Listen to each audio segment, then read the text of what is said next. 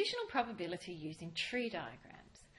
So what we're going to be doing today is we're going to be looking at using the work we've just been doing on tree diagrams and adding in conditional probability questions.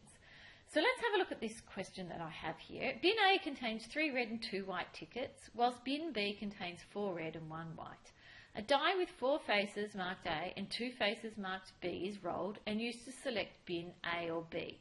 A ticket is then selected from this bin, determine the probability that. So let's not worry about the probability questions first. Let's concentrate on our tree diagram.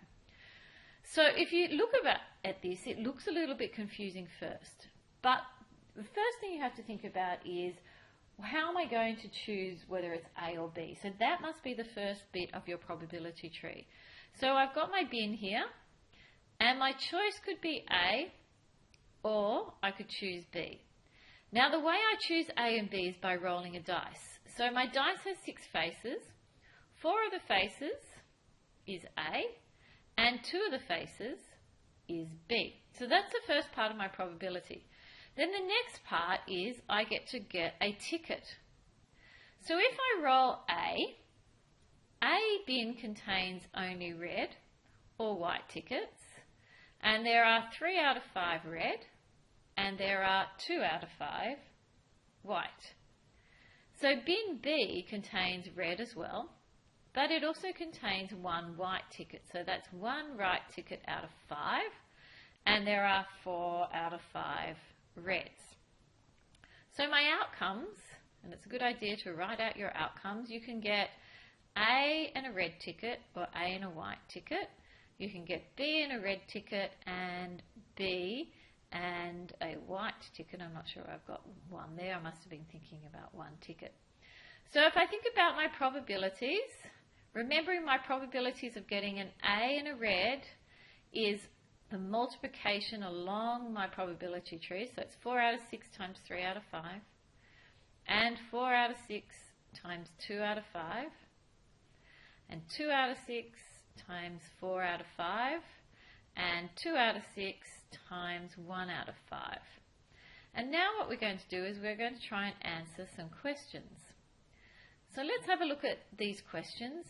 We want the probability that the ticket is red. Okay, so for the probability of getting a red ticket,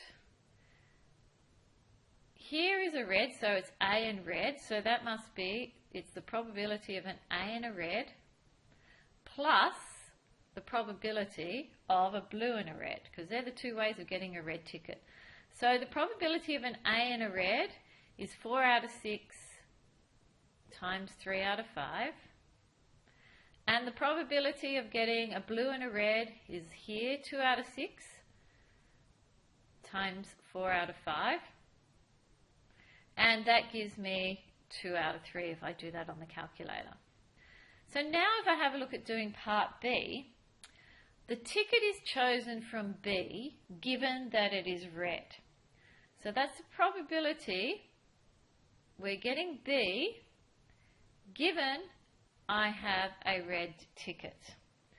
So knowing our probability rules now, that's the probability of blue, red over the probability of A red and the probability of blue red, because the red tickets are from here, the 2 over 3, the A red and the blue red, and the probability of blue red, what we have here is blue red is 2 out of 6 times 4 out of 5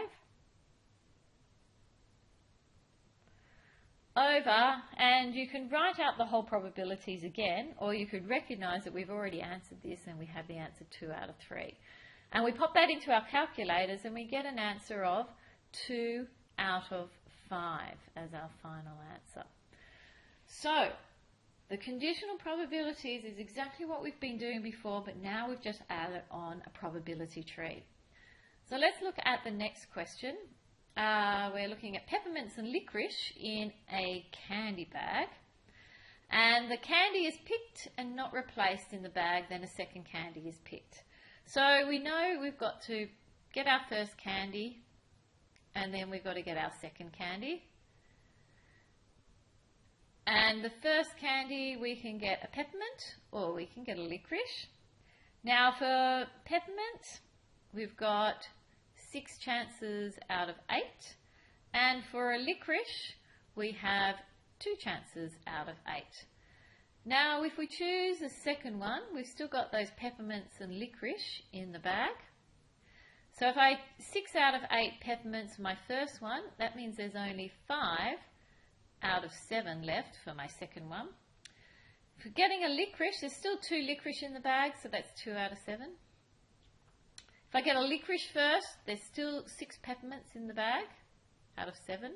If I choose a licorice first, then there's only 1 out of 7 for us to choose from in our second candy draw. So now if I think about what my probabilities are, or I could do my outcomes first. And I've got peppermint, peppermint, peppermint, licorice, licorice, peppermint, and licorice, licorice. And I'm going to leave it to you guys to write out the probabilities.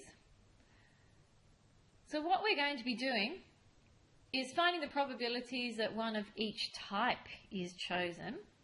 So if I'm only wanting one of each type, that means I want a peppermint and a licorice, or I actually want a licorice and a peppermint. So if I look about the ways this could happen, peppermint and licorice is here, so that's 6 out of 8 times 2 over 7. And I was just about to give the answer then. And I get a licorice first, so that's 2 out of 8. And I get a peppermint second, which is 6 out of 7. And altogether, I get an answer of 3 out of 7. Now I'm running out of a bit of room here, but let's try and be creative. Let me see if I can do it over here. Given that one of each type was chosen, find the probability that the first one chosen was a peppermint. So we are looking for the probability of a peppermint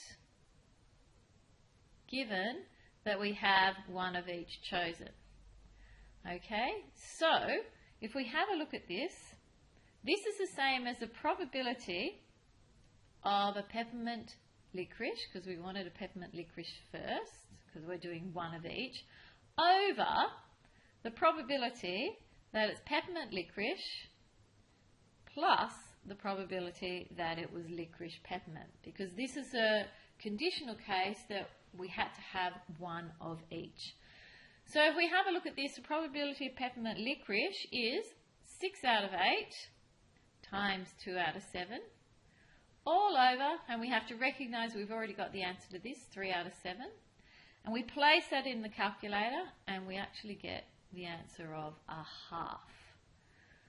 So I'm not saying that conditional probability is easy, but hopefully by now you're starting to get the hang of using these conditional formulas and coming up with the answer. Have a go at the worksheets and the exercises, or in fact in this case just the exercises in the textbook, and if you have any questions you can ask me in class.